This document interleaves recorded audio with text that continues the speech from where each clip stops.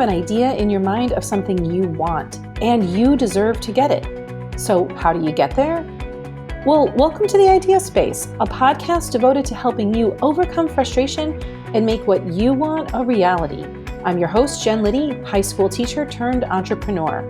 Now I'm a business development coach. It's my mission to help women bring their ideas to life and get what they want without feeling guilty, selfish, overwhelmed, or lost. Every week, I share topics, tools, and strategies to help you move toward that thing you want. Create time and energy to do the things you love, get clarity on what you really want and how to get there, and most importantly, stop feeling alone with your challenges. Whether you've wanted to create a better business, job, relationship, hobby, or self, I know there's something more that you want, and it's time you were able to get it with confidence and clarity. Ready to have it? Let's go. Hi, everyone. Thanks for joining me today. I'm talking to Katy Jeremko, who I met at an SU event where I didn't expect to meet anybody. And I wound up meeting several really interesting women there. Katy is one of them.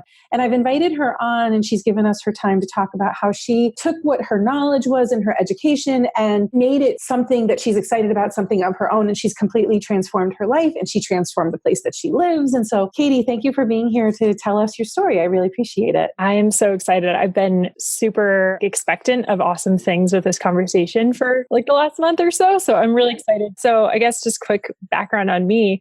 I have a traditional industrial and interaction design background. So I'm in the product design world.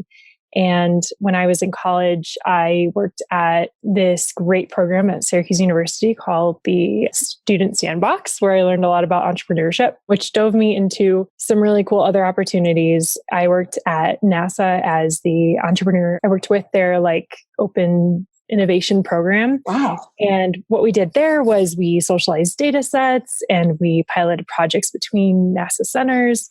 We sponsored events like Random Acts of Kindness, and we launched a huge global collaboration called the International Space Apps Challenge.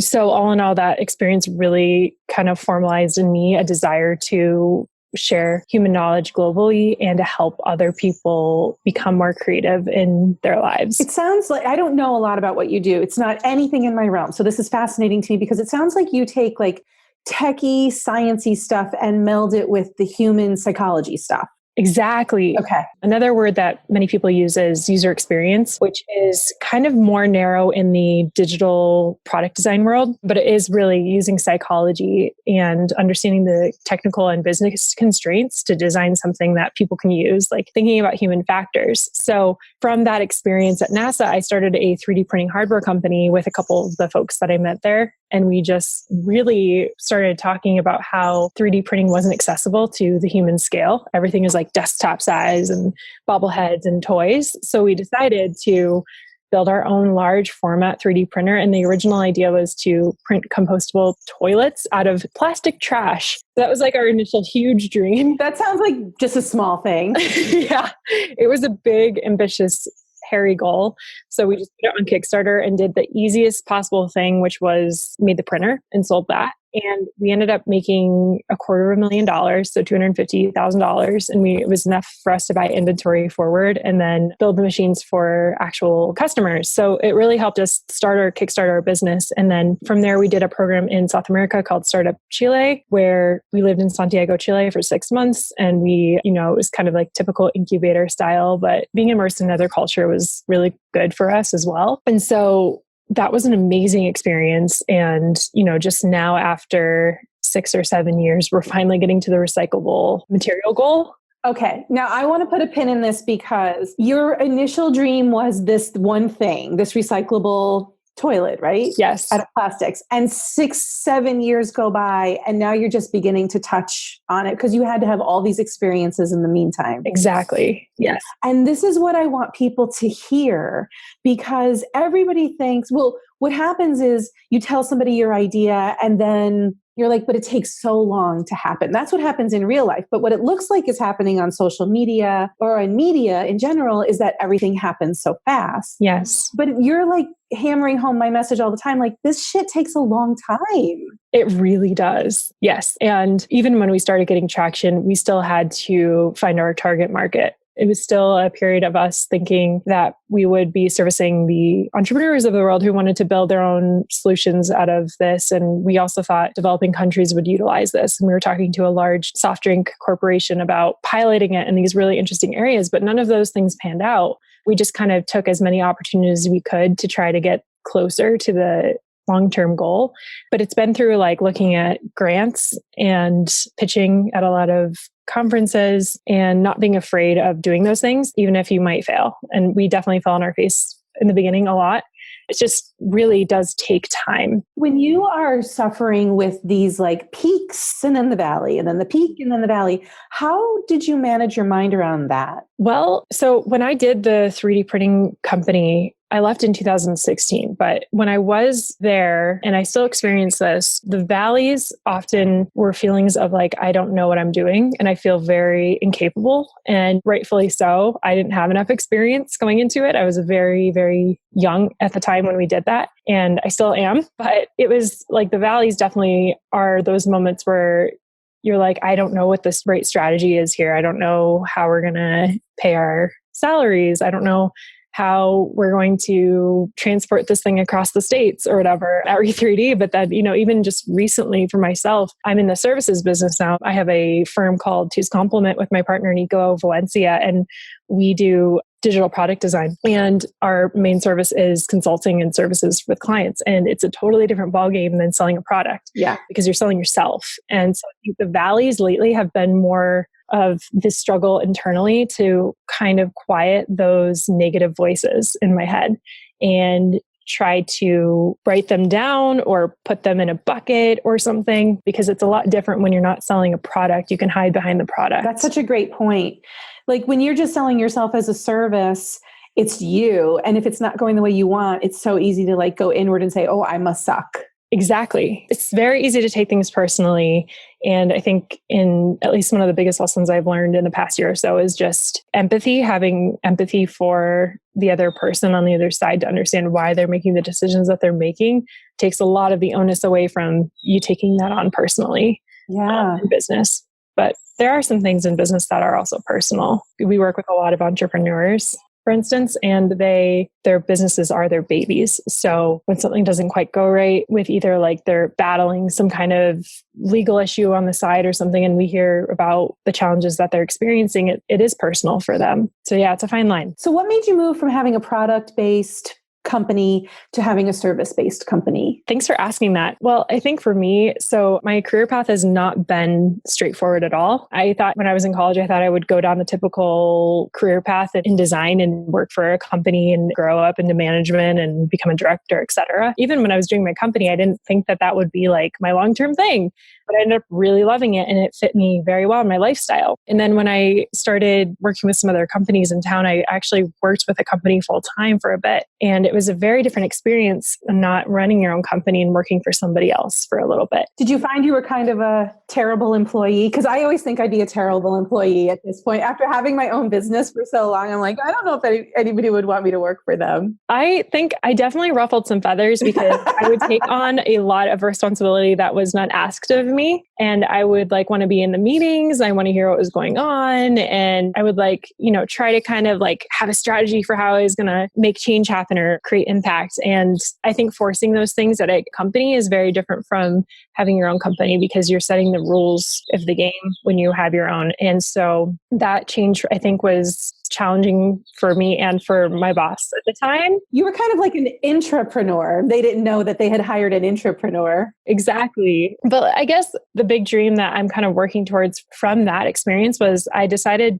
we really did take a leap doing Two's Complement last year. We started this consulting business because we have this goal together to pass on as much human knowledge as we can in future generations and to propagate that. And we have passion and talent around product design and delivery and technology. So coming together, we're using our skills to create products together. And that's our long-term goal is we want to get to a place where we can build our own impact-based products full time. And so, right now we're using the consulting model to get there a little bit more rapidly. But our big dream is to do that. And it kind of stems from the idea that in North America, at least, I think the average life expectancy is something like 78.4 years or something like that. So we really only have about 75 years of life on the planet, like on average. So when you think about it that way, there's only a limited amount of time. Like life is so short. And when you think about sitting at a day desk, like your day job at a desk from 8 to 5 every day, and somebody asking you to do things when you know you could be doing more, very difficult internal struggle. And then there's also this idea like of wasted potential and of being able to see the change that you can create, but not having the ability to create it. So I think for me, going out and doing that on my own was important for the type of person that I am. And I think those early experiences have formed me now of like, I don't know if I can work for somebody else, right? Because I have that mindset. And you had these experiences so early in your life, like you started as an undergrad with these experiences, right? Exactly. Yeah. Those are your formative years as a young adult. And now you're realizing like this finite time that we have, you want to maximize your impact kind of thing. Exactly. And I think what I've done actually has been really cool is, have you heard of like the 5, 10, 15, 20-year roadmap exercise before? Nope. So you just write on a sheet of paper, it's a exercise, you just draw a line and then you divide it up into those segments. And you start off at 20 years. Like, what do you want your life to look like in 20 years? And you actually put your age on there and you put the date and everything. And then you write out what you kind of want. And then you work backwards from that. Okay. And then you can also work the other way to kind of fill in more fidelity. But that kind of exercise really makes you realize how fast time goes, because maybe some of the things I want in 20 years, I could do in 5 years, but I'm not thinking enough about the opportunity that's really in front of me. So it helps me to really do exercises like that. Yeah. To just kind of think through. This seems like, I love talking to somebody are you in your 20s still? I am. Okay. So I'm 49. And so a lot of the people that I know who want to do what you're doing now are in their late 30s, early 40s or 50s. And they have a very different perspective on this. They're more from the reactive place, like life has happened to me. And now it's time for me to do my thing, but I have to figure out a whole bunch of other shit, like the mortgage, the kids, the husband, like right. They're figuring it out from a different perspective. And what I love about your story, and I don't think it should be lost on anybody who's older, is that you're very intentional. It's obvious that you are thinking things through in a way that you're like, it's funny, like you're a product designer, right? But like you're designing your life. Yes. And I don't know if I don't think you have kids yet, do you? Mm-mm. Okay. So you're like relatively free, you're still young. And so it would be very easy for a woman in her 40s to say, oh, well, she's just young. She doesn't know. But that's bullshit, because the way that you are intentionally going about designing your life, I didn't do that in my 20s.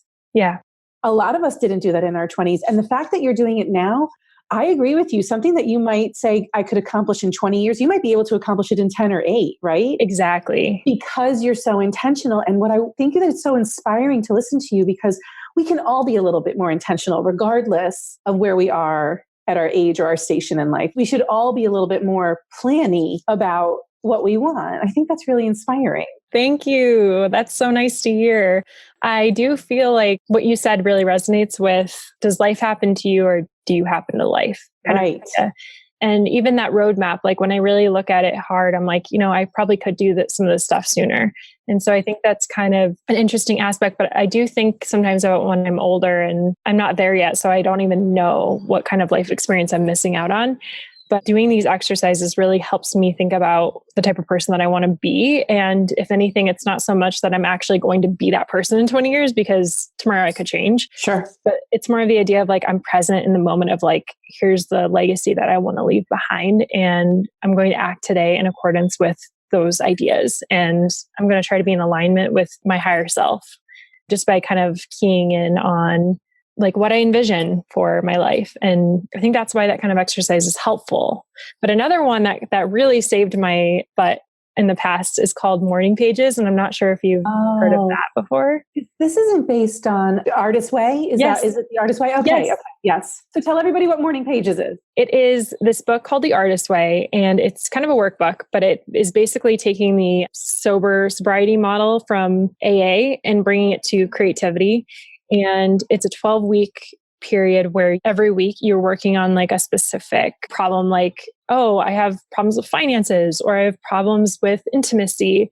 but they're related to creativity, and it helps you access like deeper things and the blockages, basically resistance, artist resistance to actually do things. Does she make you take yourself on dates? Yes. I remember this. Yes. Yes, exactly. So that's one of the exercises. But basically, you don't even have to really do the book. You don't even have to do these like 12 weeks. The main exercise that she has you do as a preface is like every morning you wake up, before you look at your phone, before you watch TV, listen to the news, before you even like really have a conversation with anybody, you journal for 3 pages of uninterrupted, just stream of conscious thought. So it can be poems, it can be random musings, it can be, dumping and downloading yesterday and just kind of sorting through the muck. And she even has like a method for mothers, which I think is really cool, of like incorporating that practice into a busy life of parenting. Yeah. So that book, it's really hard because even at first it's like, I feel stupid. I feel really silly writing all this stuff down, but it really does help when you're processing your thoughts to see them on paper, to think about like, hey, I didn't like that way that person talked to me. What's a way that I could have responded more to bring more laughter to the situation? Or it's really nice because our brains are much more powerful than we give them credit for. In both ways, right? Like for good and for evil for ourselves. We just have to harness the power. And as an entrepreneur, you know that harnessing the power of your brain is so vital, not just for like the brilliance that you bring to your clients, but also just like the peace. Exactly. Because I don't know if you've ever experienced this, but sometimes I'm just like, can I just go get a job so that somebody can give me a paycheck so that I don't have to worry about anything anymore? Yes. And like the roller coaster of being an entrepreneur, like it really requires you to get intentional and manage your mindset. And so I love that you're sharing these tools of how you do that. Yes. Another thing, which is kind of a little bit more wacky, but it's from this character, Abraham Hicks. I don't know if you've heard of it. Yeah. A little silly, but I do like some of the... I'm into the woo, so bring on the woo. The woo. Yeah, I mean, open-mindedness, right? So he has this practice that's like looking at the grid of your life. And it's, instead of like sometimes with vision boarding, when you're cutting out little ideas of what you want, and it's like, here's a mental picture of like this, I want this umbrella, I want this vacation, I want this kind of house, or, things like that. It's a little bit different because using the grid, you like think a little bit more high level, and then you let the universe fill the details in for you. Oh, I like this. I think that's one of the biggest things that I learn all this stuff from YouTube. So I just like look it up on YouTube, get inspired. But it's kind of the idea like that the universe will fill in the details. You just have to have that intentionality high level. Yes. And believe it at your core. I think it also does come down to like deep-seated beliefs and about oneself. And I think when I was at the full-time job a couple months ago, I was in this position of resistance for probably 6 months to a year. Did you know you were in resistance? Because I think that's a thing that most people don't know. I did, but I think I was acting out of fear, and it wasn't awareness really. I didn't like know, but I also didn't know what to do. Yeah. Because I was like, well, it's like a great company in town and it's great benefits, and I'm working on something that could be meaningful, but like all the bullshit excuses. Exactly. But what I noticed was I wasn't like waking up with excitement. Like there are little things that you notice that I don't think right away I noticed, but looking back, I have the awareness of like, these are the signs that I wasn't living out of my true life. So it was like waking up without excitement. I'm like eating junk food. I'm like stressed out about talking to this person. I'm annoyed that I have to do this project, or, just little things like that. And not to say that we should want the perfect job, like no job is perfect. But there was a lot of feeling complacent, and also like feeling like I wasn't empowered to make the changes that I wanted to make and to have the voice that I wanted to have as well. I found myself often sitting in the back of like conference meetings, not speaking up. Like tamping yourself down. Yeah, exactly. Because I was like, just wasn't an environment that allowed me to be like the best version of myself. And so I noticed these little things, and I resisted it for a long time because of the practicality of my logic, which was like, you have a stable job and you're in a great city, and you can use this opportunity to learn, and you're surrounded by great people. But the truth was, it just wasn't the right fit for my personality. And I was scared to take the leap. But then I finally did. And it was still a little bit of period after I took the leap that I felt resistance of doing it, of saying like, man, what did I do? I made such a mistake. But then there was like a period I remember of actually I was journaling, and it was kind of like my meditative moment where I just decided to claim it and say, you know what? Like I feel deep inside of my heart and my soul that this is what I'm doing and this is right for me. And then I'm going to make awesome things. And I know I'm kick-ass. I'm not going to stop and doubt myself constantly. No, it's just like, these are the ramblings of every single entrepreneur. And what you're saying is you worried and worried and worried. And when you just decided Yes. and you claimed it, then the ease came. Yes. The resistance left. Exactly. And I found that also when I'm working with people, I do a little bit of branding work. It's not my favorite, but I do a little branding work. And I notice sometimes when I'm doing that there's a lot of resistance in the same way, because branding is identity. And some folks are like really afraid to claim it and to say like, this is who we are, this is what we're doing, or this is who I am if it's a personal brand. Yeah. And just owning it and just like owning it and being confident. And it's just the resistance of not wanting to close all the gates of opportunity. But really, once you zero in on one opportunity, more opportunities flourish, because it's the idea of like perfection almost. I think of like the idea, at least in my mind, I'm a bit of a perfectionist. So I have a mental picture of like my perfect life and like having all these products on the market and, you know, making passive income, et cetera. And the reality is like there is work that you have to do to get there, and trial and error, and you might make a lot of mistakes. And if you don't do those things, then you'll never get to the point of even close to perfection. Your previous point about it took 6 years for you to go from an idea to getting started on that thing, is a great thing to go back to. It's a great point. Yes. That you've already lived it, like you've already seen it in your life, right? Yes. I had a similar moment recently where my coach was like, you are not going to call yourself an accountability coach anymore. You're going to call yourself a business development coach, because that's what you do. And she said, you have to stop working with women who don't have any money and who don't want to pay you. And you have to only work with women who are already in a business and want to take it to the next level. And I was like, but what about all those women? Yes. And she's like, but they can't pay you, Jen. She's like, you give so much free shit away. They'll do what they can until they know that they need to like tip into like, higher end stuff.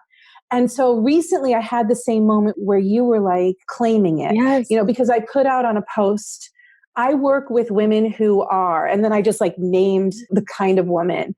And it wasn't, oh, do you have an idea? Are you at the beginning? Are you like afraid? It was, hey, do you have a business and you feel a little scattered and you don't know how to scale? Like it was very claimy. And I was like, holy shit. Yes. I just did it. Yes. Because once you do it, it's like, it's out there and you can't erase it. And what about all those people I'm alienating? All of those people who still need me, right? Yes, exactly. Because it's like you're alienating other opportunities that could turn into something amazing. But without the focus, it's like you'll never actually move. Yes. Is at least like, it's almost like when you have a GPS and you're trying to decide where to go for lunch in a new city or something, and you keep not wanting to like miss this spot or miss this spot, and you don't set your GPS, you're going to end up like going around in circles. You'll never eat. You'll never eat. Essentially, you'll never get to lunch if you can't choose, you'll never get to eat lunch. Yeah, exactly. Yeah. Oh, so funny. We're having the same experience at different levels of our life. So tell me more about your business now, 2C. So how is it going? How do you feel about it? Do you wake up excited now? Yes. So I love it for several reasons. The first is my schedule is awesome. Lots of flexibility, which works awesome for me. So I can get up, have breakfast casually, work on some emails, maybe like work for a couple hours and then go to the gym. And then I can work a little bit more. And then if there's something that comes in late, I can work on that. And then if I work too late, then the next day I can take off. And for me also, what's kind of cool is just now I'm starting to get excited about creating different business deals or structures, which isn't something that I've ever been as excited about before. But it's the idea of like, there's always a win-win out there with you and the person that you're working with. I love that. And it's really fun to find that. And the third reason is my partner, Nico, is incredibly supportive and very like encouraging of me being the badass that I want to be, which is really cool. And I think that's totally something that I feel really lucky to have. And I hope that other entrepreneurs have a support system like that. But it's really nice to actually go through some of these cycles with somebody else. Totally. Because it's so isolating, isn't it? Sometimes. Yes, it is. And I think the challenge in the beginning, I kind of touched on this, was just the resistance I was feeling at first of like not knowing if this was the right decision. And it was really tough because at first, like every single question that people have for you is, oh, do you have work? Are you guys getting work? And in the beginning, it was really hard because I was still even like internally like, is this right? before I really had claimed it like we talked about. And so that's always hard with a business. People obviously want to hear that it's going well. So we almost actually decided to go back to our full-time jobs, but open up a new department together at the company. It was an amazing opportunity. And we actually decided it wasn't right because we've been getting so many more open doors. And it seemed like there was actually, it just didn't line up properly with what we wanted to do. And so we had a moment of like almost refusing the call of this adventure and going back, but we decided instead to just charge on forward. And as soon as we did that, our business really started to like pick up. Yeah. Gain traction. Exactly. And it was, I think I've experienced that other times in my life where I've had a crossroads of like that Pocahontas path where it's like, I forget the exact like song lyrics, but she's at this like crossroads in the river. And one way is the like charted course, very wide, and the other is like kind of this stream that has some bumps. She's like, well, I think I'm going to go along this. And Robert Frost has that as well. Oh, right. Is the road less traveled. And so I think it's kind of one of those ideas is like, there are always going to be opportunities to go down the path of normalcy and what everyone else is doing. But then there's also the option of like really claiming, and I hate to go back to that, but like really deciding on what you want. Oh, it's everything. That's why you keep going back to it, because until you decide, the word I use to describe it for my clients is like, they just circle the drain. Ooh. Like it's just constant considering, like they're constantly on the edge of just going down the drain, or it's a form of hell to just not decide. Right. So I think that's vital that you keep going back to like the knowing and the claiming, because that's how you're in alignment. You know what to do next. Exactly. And you trust. Exactly. Yeah. And so we're working on some really cool full stack apps now, and really cool. Like we've kind of figured out even more focus of what we're doing. So we build alpha and beta apps, which is, I'm really excited to talk about it because we finally, we're not just like one-stop shop for everything. This is the specific thing that we do. We niche, right? Yeah, exactly. And you're going to get really good at it the more you do it. Exactly. Which is really exciting. And it's cool for us because that's what we want to do with our own products. So if we can kind of get this model going and figure out all the kinks and work all the kinks out now, then when we do our own, and we've already started, we have like probably 3 different ideas that we're working on the side.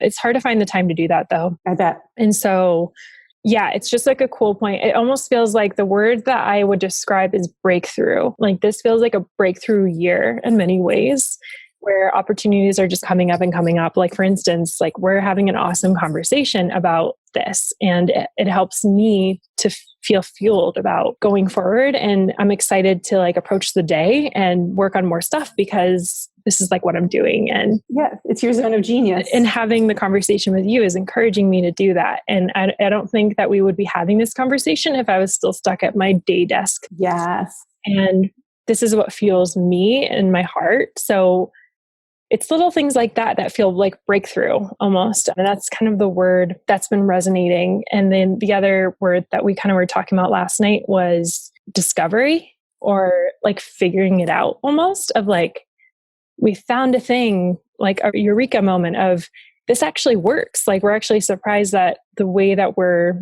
selling our services, this actually works and we're actually delivering value, which is really exciting.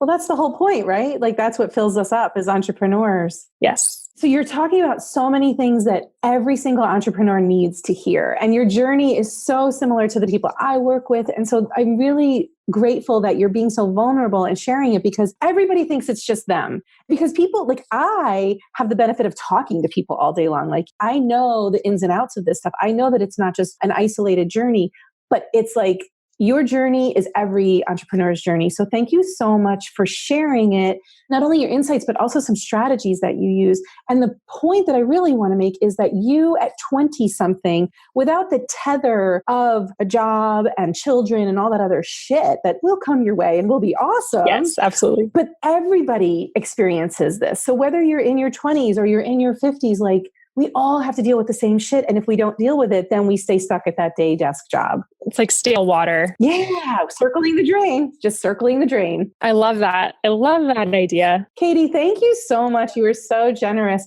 How can people follow you guys and get inspired by the work that you do? We have our website, which I can send to you, two'scomplement.io. And then it's TWOS, right? Yes. TWOS. Exactly. And then complement is with an E, not with an I, exactly. right? It's like complementary colors. Yeah, people still can't spell that right, though. Oh, yeah, I know. It's a very long email as well. So it's choosecompliment.io. Yes. I went to your website. It's really cool. I was like, how did they make those people floating in space? I thought it was really like a testament to whatever brilliant technological geniuses you two are. It's a little preview of the delight that we like to bring to the product. That's exactly what I felt. Yeah. And then our Twitter, and we use that to kind of just write about things that we're passionate about. Okay. I'll post it below then. Perfect.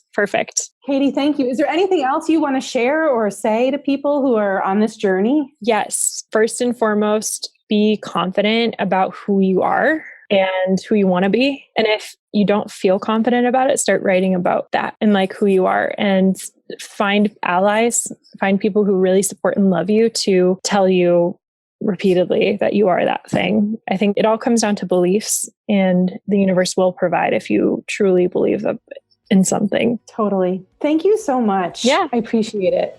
Thank you. Bye, Jen. Bye. Thanks for joining me today. You can access more free tools and video trainings at www.jenliddy.com/free sources. That's FREE sources. If you found this podcast helpful, I'd be so grateful if you subscribed and gave a review. And if you have a friend who'd benefit from today's topic, tool, or strategy, please share the Idea Space podcast with her. That way, together, we can help more women achieve their dreams and take action on their ideas. Isn't it time we all were able to get what we want? Join me next week, and remember, right now, all you need to do to make your idea a reality is take the very next step you know how to. Bye.